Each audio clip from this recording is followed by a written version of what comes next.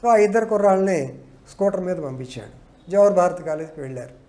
వెళ్ళిన తర్వాత next day examinations అతనికి, అబ్బాయికి నెక్స్ట్ డే ఎగ్జామ్ రాయాలి.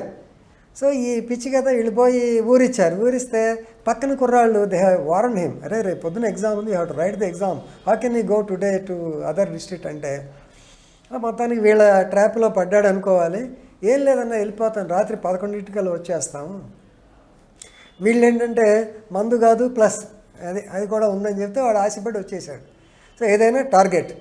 కానీ అక్కడ మాకు మంచి అడ్వాంటేజ్ ఏంటంటే తర్వాత చెప్తాను మీకు. సో వెళ్ళిపోయిన తర్వాత సేమ్ రాజుపాలెం చెరువు ఉంటుంది, చెరువు దాటిన తర్వాత ఉలపాడు రాజుపాలెం మధ్యలో ప్లేస్కి రాగానే సేమ్ స్టోరీ రిపీట్ అయింది. అతను కూడా చంపేశారు, అయిపోయింది. సో సేమ్ అతన్ని కూడా సేమ్ ఇదే మోడల్, స్ట్రాంగులేషన్ అంటాం దాన్ని. అంటే తాడు మెడకేసి ఉరి బిగించడమే, తగిలిపోయి అయిపోయింది. హ్యాపీగా మళ్ళీ అతను గుంటలో వేసేసారు. గుంటలో వేసి సేమ్ అదే స్టోరీ అయిపోయింది. వచ్చేసారు. వచ్చేసిన తర్వాత ఈ ఆర్టీసీ డిఎం దీంతో ఇద్దరిని ఎలిమినేట్ చేశారు. కానీ పిల్లలు వాళ్ళ తండ్రికి చెప్పటం, ఆయన ఎదిగాడు, ఉద్యోగస్తులు కదండి, మా అబ్బాయి కనపట్లేదు అని. అప్పుడు ఎస్పీ గారు గోఖలే గారు ఉండేవారు. వాళ్ళ బ్రదర్ కూడా సిఐ సత్యనారాయణ గారిని, ఆయన వాళ్ళ బ్యాచ్మేట్స్ మురళీ గారు ఉండేవారు, ఒంగోలు తాలూకా సిఐ, నేను 1 టౌన్. వాళ్ళకి ఫోన్లు చేయటం, ఎస్పీ గారు ఏమో ఎవరో కుర్రాడు కనపట్లేదు అంటే యాక్చువల్గా అదేదో కావాలి కేసులేండి సార్ మనకి అదే మీరు చూడండి అండి. యాక్చువల్గా డివిఎస్ఎస్ మూర్తి గారు అని చెప్పి కందుకూరులో సిఐగా ఉండేవాడు. ఈ ఉలవపాడు ఇవన్నీ కందుకూరు కింద వచ్చేటప్పుడు మూర్తి నువ్వు చూడన్నాడు. సరే మొత్తానికి అందరం తంటాలు పడ్డాం, ఏదో ఇక మనుషులు కనపట్లేదు. ఒకటి తర్వాత ఈ లోపల వీళ్ళు వచ్చారు, సింగ్ వాళ్ళ పేరెంట్స్ వచ్చి, సార్ మా అబ్బాయి కనపట్లేదు ఏమయ్యాడు, మీ వాడు ఏంటో ఆయన అంటే ఇది పరిస్థితి. అక్కడ నుంచి డిజర్షన్ నోటీస్ వచ్చిందని చూసింది. అమ్మ డౌట్ వచ్చింది, ఏంట్రా బాబు. సో ఇద్దరు, కానీ ఎవరో తెలియదు. అమ్మ ఒంగోలులో కూడా ఇట్లా హైడ్ అసాసిన్స్ ఎంటర్ అయ్యారనేటువంటిది ఎస్పీ గారు మాట్లాడటం. అప్పుడు పేపర్లు కొంచెం తక్కువ, ఉదయం పేపర్ ఏదో ఉండేవి. అతను వచ్చేదో ఎస్పీ గారితో మాట్లాడటం. ఎస్పీ గారు చాలా సీరియస్ అయ్యాడు, నో ఇట్లా జరగటం లేదు మీరు పట్టుకోండి. సో అల్టిమేట్గా మళ్ళీ ఇన్వెస్టిగేషన్ స్టార్టెడ్ ఫ్రమ్ కావలికి వెళ్ళి ఆ పిల్లలందరిని అడిగితే, నేను చిన్నపిల్లాడు, ఎంత ఒక 8 or 9 years ఎక్స్పీరియన్స్ ఉంటుంది, పిల్లలాగా ఉండేవాడు. సో అక్కడ స్టూడెంట్స్ని అడగటం మొదలుపెడితే ఆ జవహర్ భారత్ ఇన్స్టిట్యూట్లో రూమ్మేట్ చెప్పాడు, సార్ పిల్లాడు మనవాడు వెళ్ళినప్పుడు పలానా స్కూటర్లో పోయాడు సార్, నాడు ఎందుకో గోడ మీద రాశాడు, గోడ మీద నెంబర్ వేసుకున్నాడు పిల్లాడు. లేదా వాడికి అది అదృష్టం. ఇన్వెస్టిగేషన్లో మాకు బ్రహ్మాండమైన పాయింట్ అక్కడే దొరికింది, క్లూ లేదా అసలు లేదు, ఏమీ తెలియదు. ఈ స్కూటర్ ఎవరిది వచ్చారు. వచ్చిన తర్వాత మళ్ళీ నేనే సార్ నాకు బ్రేక్ ఇన్స్పెక్టర్ వీళ్ళు కొంచెం క్లోజ్గా ఉండేవాళ్ళు, సంజయ్ రెడ్డి గారు ఉండేవారు. సో మొత్తానికి ఏదైనా సరే నాకు టార్గెట్ ఏంటి, ఈ బండి ఎవరితో తేల్చాలి. ఇప్పుడైతే మీరు ఈజీగా అనుకుంటారు.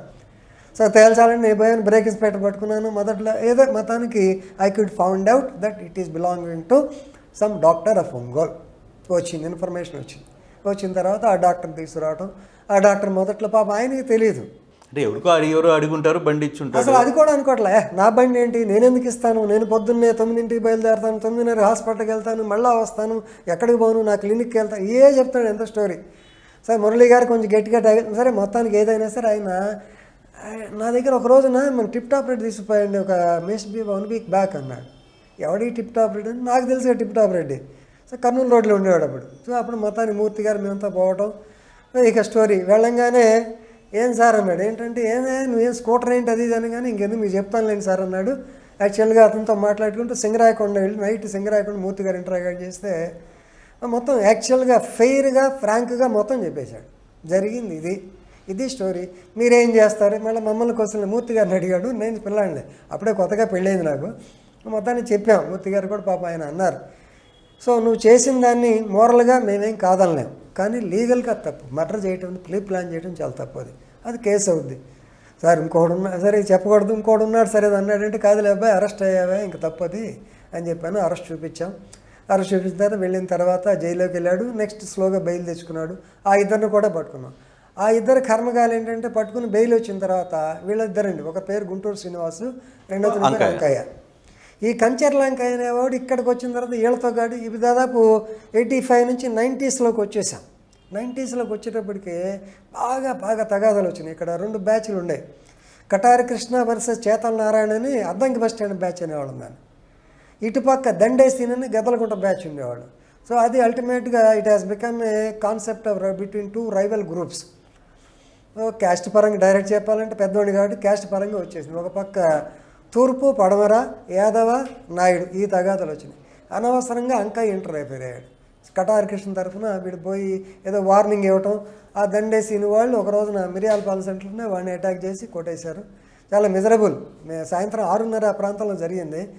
ఒక షాప్లో కూర్చుని ఉంటే మిరియాలపాలెం అటాక్ చేశారు. వాడు ప్రిపేర్డ్గా ఉంటారు కదా రౌడీ, అక్కడ నుంచి దూకి SCM కాలేజ్ ఎదురుగా ఉంటుందండి, ఆ కాలేజ్ దగ్గర పట్టుకుని మొత్తాన్ని నరికేశారు. అయిపోయింది. ఆ దెబ్బ గుంటూరు సీన్ కూడా పారిపోయాడు, గుంటూరు వెళ్ళిపోయాడు. తర్వాత అతను ఏదో ఉమెన్ ఎఫ్ఐఆర్ అంటారు, అక్కడ కూడా చనిపోయాడు. కేసు అయితే యాక్చువల్గా సాక్షులు దీంట్లో ఏంటంటే విక్టిమే ఎవరు ముద్దాయి, ఎవరి కూతురు అయితే చనిపోయిందో అతనే ముద్దాయి అయ్యాడు. సాక్ష్యం చెప్పాలంటే సాక్షులు చాలా తక్కువయ్యారు. సో విట్నెస్లంతా ఎవరైతే మధ్యవర్తులు వీళ్ళు ఉన్నారో వాళ్ళు కొంచెం సపోర్ట్ చేయలేదు, ఏమైనా కేసు కొట్టేశారు. తర్వాత ఆయన మామూలుగా ఆధ్యాత్మిక దాంట్లో పడి ఇప్పుడు ఒక దేవాలయాన్ని కట్టించి అక్కడ ఉన్నాడు. సార్ ఈ కేసులో ఇప్పుడు ఎవరైతే టిప్ టాప్ రెడ్డికి సపోర్ట్ చేసిన ఇద్దరు, సీను కావచ్చు అంకయ్య కావచ్చు, వాళ్ళిద్దరూ చనిపోయారు. అవునండి. టిప్ టాప్ రెడ్డి మాత్రం ఇంకా ఉన్నారు, కొంత ఆరోగ్య పరిస్థితి బాగాలేదని పెద్దోడైపోయాడు. అయితే ఆ మూడో వ్యక్తి అన్నారు చూసారా, ఎవరైతే ఈ మూడో వ్యక్తి నెల్లూరు జిల్లాకు సంబంధించిన ఒక వ్యక్తిగా అంటున్నారు కదా, ఆ వ్యక్తిని అప్పుడు మిమ్మల్ని పోలీసులు మీరు దొరికినప్పుడు ఏమని చెప్పాడు సార్? ఒక్క ఛాన్స్ వాడిని కూడా వేసేయాలన్నాడు, వాడిని కూడా వేసే వస్తాను సార్ అన్నాడు. తర్వాత ఇన్వెస్టిగేషన్లో నెల్లూరు జిల్లా, మూర్తి గారు నెల్లూరు జిల్లాలో పనిచేసాడు. నేను ఇన్వెస్టిగేషన్లో తెలిసింది ఏంటంటే మూడో అతను ఉన్నమాట వాస్తవం, కానీ మూడో వాడు ఈ అఫెన్స్ చేయలేదు, రేప్ అనే దాంట్లో లేడు అని తెలిసింది. బట్ ఎనీవే అది వేరే పార్ట్ అనుకోండి, అతను లేదు. ఈ ఇద్దరి మీద కేసు అయ్యింది. సో అతను స్పాట్లో ఉన్నాడు ఉన్నాడని మాత్రం చెప్పగలను. ఓకే సార్, ఇప్పుడు ఈ కేసు ఎందుకు నిలబడలేదు అంటే? నిలబడపోవడానికి మెయిన్ రీజన్ ఏంటంటే, ఒకటి ఎక్కడైతే మీకు నా మనిషి చనిపోయాడు వాడి గురించి గట్టిగా సాక్ష్యం చెప్పాలనే వాళ్ళు సపోర్ట్ చేసే ఇంట్రెస్టెడ్ విట్నెసెస్ ఉంటే గ్యారంటీగా కేసు నిలబడుతుంది. ఒకటి దీంట్లో. రెండవది మోటివ్ ఎస్టాబ్లిష్ చేయాలంటే నోట్ తగాలి, సూసైడ్ నోట్ కావాలి. అది మిస్ అయిపోయింది, దొరకలా. కాకపోతే ఏంటంటే మోరల్గా ఇతను చంపాడు కాబట్టి జైల్లో ఉన్నాడు, అంతకన్నా కేసు నిలబడలేదు. సాక్షులు ఎవరైతే ఈ సాక్షులు ఎంత ఏంటంటే సర్కమ్స్టాన్షియల్ ఎవిడెన్స్ అంటాను నేను, పరిస్థితుల మీద. ఆ పరిస్థితులు బేస్ చేసేది సహజంగా వీక్ పీస్ ఆఫ్ ఎవిడెన్స్ అయింది. సాక్షులు కూడా ఏంటంటే ఇప్పుడైతే వీఆర్ఓలు ఉన్నారు, ఆ కాలంలో వీఆర్ఓలు లేరు, ఏదో మామూలు మనుషులను పెట్టారు. వాళ్ళు 2-3 కేసుల్లో సాక్ష్యం చెప్పారు కాబట్టి మీరు స్టాక్ మీడియేటర్స్ అని ఆ కేసు కూడా కొట్టేయటం జరిగింది. సార్ ఈ కేసులో నిజంగా టిప్ టాప్ రెడ్డి మీ దగ్గర తన స్టోరీ అంతా చెప్పుకునేటప్పుడు మీ ఫీలింగ్ ఏం సార్? అంటే నేనేమంటానంటే, మీరు ఒక పోలీస్గా కాదు, ఒక న్యాయవాది కాదు, ఒక హ్యూమన్ బీయింగ్గా మీరు ఆ రోజు ఎటువంటి మదన పడ్డం నాకన్నా మూర్తి గారు క్లియర్గా చెప్పేసినాడు, అబ్బాయి నువ్వు చేసింది మోరల్లీ కరెక్ట్. తండ్రిగా, ఎందుకంటే ఇది ఎప్పుడు 1984-85 కాదు, తండ్రిగా ఎవరైనా సరే ఇలాగే ఫీల్ అవుతాం, కానీ లీగల్గా నువ్వు చేసిన తప్పు, మర్డర్ కేసు నీ మీద ఖచ్చితంగా పెడతాం. అతను కూడా ఓపెన్గా ఒప్పుకున్నాడు, నేను నా కార్యక్రమం అయిపోయింది సార్, నేను చేయాలి, ఎందుకంటే నా కూతురు యొక్క పైన ఉన్నటువంటి నా కూతురు యొక్క అదే సర్పయోగం దాని యొక్క చేశాం, that have cleared, only one thing is left over, అంతేగాని ఐఎమ్ హ్యాపీ, మీరు జైలుకి పంపించుకోండి అన్నాడు. అతను ఏం ఫీల్ కాలేదు. అది తర్వాత ఈ కేసు సర్పయోగం సినిమా రావడానికి ఒక చిన్న లింక్ ఉన్నాడు చెప్తాను. పర్చూరి బ్రదర్స్ దీనికి డైరెక్టర్. పర్చూరి బ్రదర్స్లో ఒక ఆయన మా విలేజ్, వాళ్ళ భార్యది, ఆయనది కాదు మరి, ఆయన నువ్వు చూడు, ఆయన భార్యది మా విలేజ్. వాళ్ళ అబ్బాయి కూడా చచ్చిపోయాడు, రఘుబాబు అని. చచ్చిపోతే ఆ అబ్బాయికి స్మారకార్థం మా ఊరిలో పెద్ద కళ్యాణం ఆడిటోరియం కూడా కట్టారు. సో నేను అప్పుడు చిన్నపిల్లని కానీ చెప్తా ఉంటే ఈ కథ వాళ్ళకి వెళ్ళింది. మా బ్రదర్స్ వాళ్ళు మోస్ట్ లైక్లీ చెప్పినట్టున్నారు, ఏదైనా వాళ్ళు దాని గురించి బాగా చేశారు. తర్వాత నేను కూడా ఒకసారి 12B వాల్మీకి స్ట్రీట్, రామనాయుడు గారి ఆఫీస్ అది, నాకు రామనాయుడు గారితో బాగా టచ్ ఉండేది. ఈ చీరాలు ఎక్కువ కాలం పనిచేయటం, ఆ కాలం చేయటం వల్ల రామనాయుడు గారి దగ్గరికి వెళ్ళినప్పుడు ఇప్పుడు అదే డిస్కషన్ జరుగుతూ ఉంటే అసలు ఏం జరిగిందో చెప్పమంటే I have narrated the entire story. దాంట్లో వాళ్ళకి కావాల్సింది చేసి సినిమాటిక్గా వాళ్ళు తీసుకున్నారు అనుకోండి. అప్పుడు ఈ సర్పయాగం బయటికి రావడం, తర్వాత అంతా మేము చూడటం. హర్నాథ్ గారి అన్న కొడుకు అబ్బాయి హీరోగా, దాంట్లో ఈ కుర్రాడు సింగు క్యారెక్టర్ వాడు నన్ను అడిగాడు ఎట్లా అనుకోలేండి, సరే ఇట్లా చేయరా బాబు, వాడు ఇట్లా ఉండేవాడు, టెన్నిస్ కోచ్. ఈ కుర్రాడు చాలా తెల్లగా ఉండేవాడు, సింగు కూడా అట్లాగే చాలా అందంగా ఉండేవాడు అంటే చెప్పారు వాళ్ళ పేరెంట్స్. ఇలా సర్పయాగం సినిమా రావడం, ఏదైనా సరే పాపం ఆ అమ్మాయి చనిపోయింది. So morally justified, legally unjustified, అంతే. కానీ ఎవరైతే ఈ చనిపోయారో సింగు పేరెంట్స్ కావచ్చు, లేకపోతే ఆర్టీసీ హరీష్ వాళ్ళ ఫాదర్స్ కానీ, వాళ్ళ రియాక్షన్ ఎట్లుండింది సార్ జరిగిన తర్వాత? అంటే వాళ్ళు పేరెంట్స్గా వాళ్ళు ఏ విధంగా ఫీల్ అయ్యారు? రైట్. ఈ సింగు వాళ్ళ పేరెంట్స్ రియాక్షన్ నాకు తెలియదు, కానీ పాపం వాళ్ళు వచ్చినా కొంచెం కానిస్టేబుల్ కొడుకు కదా అని కొంచెం దూరం ఉండేవాడు.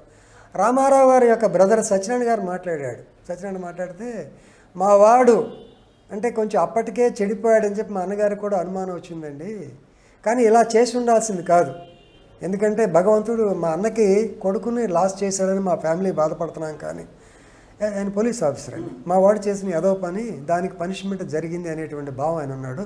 రామారావు గారు ఇక్కడ నుంచి సిగ్గుపడి యాక్చువల్గా అప్పటికి బయటపడిపోయింది. ఇక్కడ ఉదయం పేపర్ ఏదో ఉండేది, నాకు ఉదయం పేపర్ వచ్చిన గుర్తు, ఆ కాలంలో ఉదయమా లేకపోతే గుర్తు రావట్లా, దాంట్లో వచ్చింది స్టోరీ. రామారావు గారు సిగ్గుపడి ట్రాన్స్ఫర్ చేయించుకుని వెళ్ళిపోయాడు. ఈ went to I think Guntur. ఆ తర్వాత కూడా నెక్స్ట్ ఏదో ఎవరో అంటే ఆయన తుపాకి తీసుకున్నాడు కాల్చబోయాడని చెప్పి అదో పెద్ద ఇష్యూ అయింది. మర్చిపోయి ఇక్కడ నుంచి నర్సరాబాద్ ట్రాన్స్ఫర్ అయ్యాడు. అతను కొంచెం ఎగతాళి చేశారు, ఎవరో మీ అబ్బాయి ఇట్లా ఏదో అంటే నన్ను అంటారని చెప్పి తుపాకి పెట్టి వాడిని బెదిరించారు అనేవారు. బట్ అదంతా ఊహ, ఎవరో చెప్పింది ఉంటుంది తప్పితే డైరెక్ట్గా నాకు తెలియదు.